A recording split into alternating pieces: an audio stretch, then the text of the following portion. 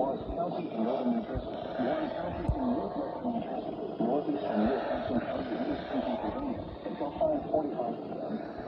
At 5:01 p.m., a severe thunderstorm was located over Belvedere, 14 as northeast of Houston, moving north at 20 miles per hour. 16 miles per hour and quarter-size hail. Source, radar indicators. In fact, minor damage to vehicles is possible.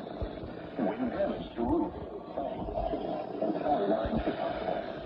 Locations in hazard include Allentown, Washington, Allentown, Denver, San Marco, Belvedere, Harmony, Oxford, Hope, East Bangor, East Meadows, Vienna, Black Castle, Delaware, Waterbuck, Roxbury, Beach Town, Alamoose, Cancer Valley, Savannah, Portland, and Petersburg. This includes Interstate 80 in New Jersey between miles 1 and 18.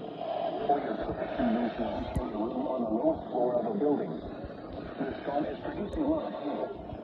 Seek shelter now inside a sturdy structure and stay away from windows.